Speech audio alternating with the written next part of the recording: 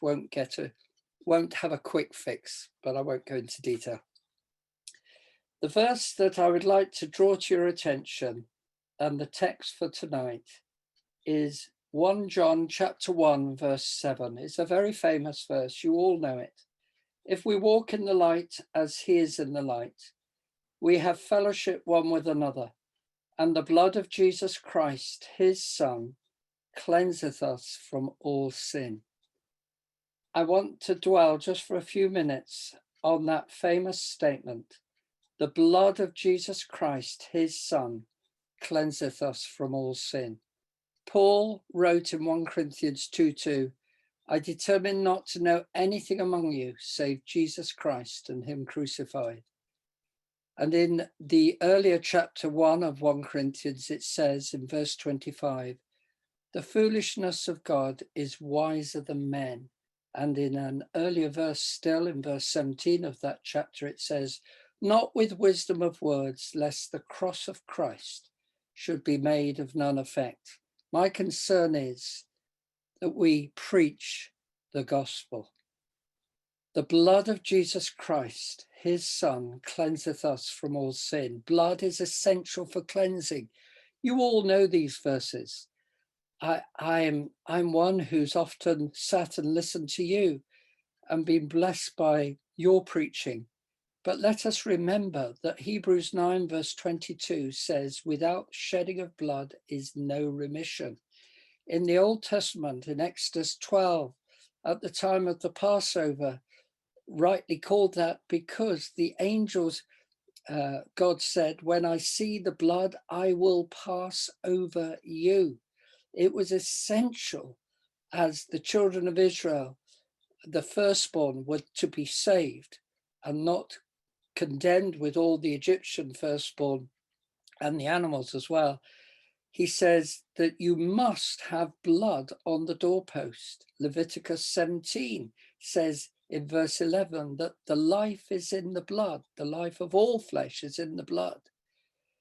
And this is very important. God, of course, was looking to the sacrifice which would be of Christ. But even in the Old Testament, blood was flowing at that tabernacle. And then later on, after Solomon's time, the blood was literally flowing as the sacrifices were brought. Nobody could be under a wrong impression that blood was essential for the place, blood was essential in order for God's wrath to be averted against sin.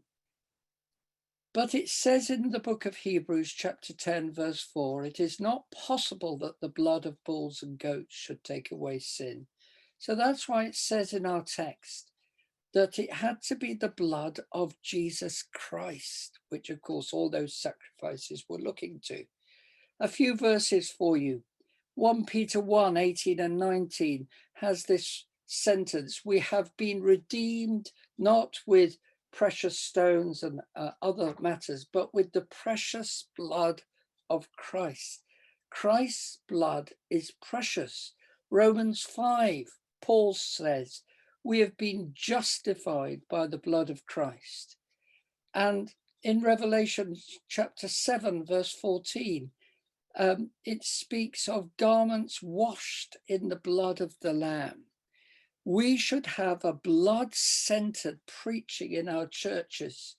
So William Cowper, after his huge depression, the first depression, wrote this, he had many, of course, but he wrote this wonderful hymn, there is a fountain filled with blood, drawn from Emmanuel's veins, and sinners plunged beneath that flood lose all their guilty stains. It speaks in Hebrews 12 of the blood of Jesus being the blood of sprinkling that speaks better things than that of Abel. And many people have actually commented on the fact that at the Day of Atonement, back in the Old Testament, there was a path of blood because blood was put on the altar at the front, in front of the first veil. Then blood was put as you went in, there was really a pathway of blood right into the Ark of the Covenant. And on that Day of Atonement, when the high priest went once a year, there was sprinkled blood everywhere. Now we should be preaching the sprinkling of the blood of Christ. In Hebrews 10, verse 20, it speaks of whom God hath set forth, Christ, to be a propitiation through faith in his blood. He draws the anger of God against himself. And in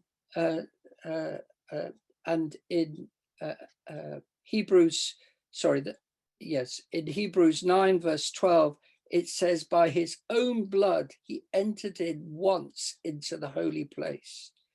So it's the blood of Christ, which is, of course, highlighted in 1 John 1:7. The blood of Jesus Christ, his son, cleanseth us from all sin. But just in these last few moments, I want to highlight something else. It specifically says his son. Now, have you ever thought why it says that? It doesn't say the son of Mary, which would be true, but it emphasizes God's son. Others have commented on this, and I've checked my facts here. We are being shown the wonder of what God has done here, because when any child is born, did you know that the fetus in the womb is never mingled with the blood of the mother? The blood of the fetus is totally independent, even though you've got the placenta, if you know your biology, the blood has to gain oxygen from the mother, but the blood doesn't intermingle. And equally well, the blood, of course, has to give off the toxins which the mother then deals with. It's an amazing system, but the point is this. If you check even in Gray's Anatomy, it says this: the fetal and maternal blood currents do not intermingle, being separated from each other by the delicate walls of the what's called the villi in the placenta. Now, this is staggering because this has big implications. It means that the blood is only formed when the father has fertilized the ovum of the mother. Well, that, of course, is true for us all with our families. We know that the blood of the fetus is actually formed as a result of the union of the sperm and of the egg. But now think about the implications for this concerning the virgin birth. As Ian Paisley has put in his wonderful book, Christian Foundations, commenting on the first mother, which of course is Eve, Genesis 2, verse 22, God builded or constructed woman, and she was constructed in such a manner that when she was producing a child, that child's blood would be a new creation and not formed by the mother's bloodstream.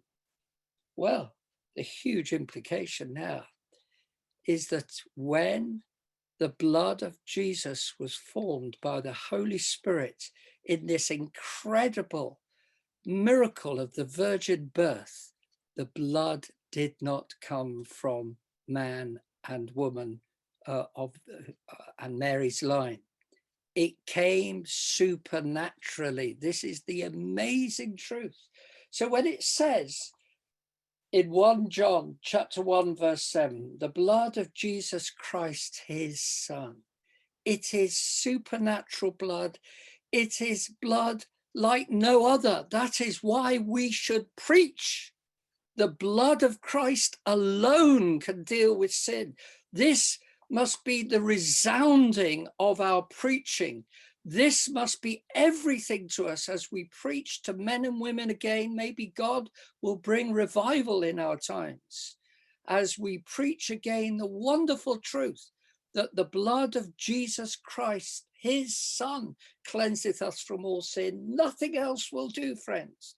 It is a God-appointed gospel. No wonder Paul said in Romans chapter 1, and the famous verse that I'm sure you all know, but Paul said in Romans 1 that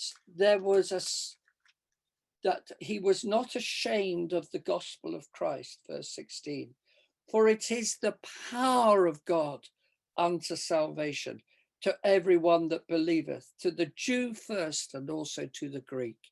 We should be cross-centered, blood-centered in our preaching, but particularly stressing that only the blood of Christ, that precious blood, that supernatural blood, is the only way by which we can be saved. Think of the cross as the blood dripped down that precious body. Wow. As Isaac Watts said in one of the verses, which is often put away from the hymn books today, but it speaks of a carpet of blood. And that's what God the Father had to see, the blood of his precious Son. This is the only means by which men and women can be saved. May God be glorified. Thank you, James. Thank you. Could I ask Pastor David Kay? David, could you please lead us now in a word of prayer? David. Yes, let us pray together.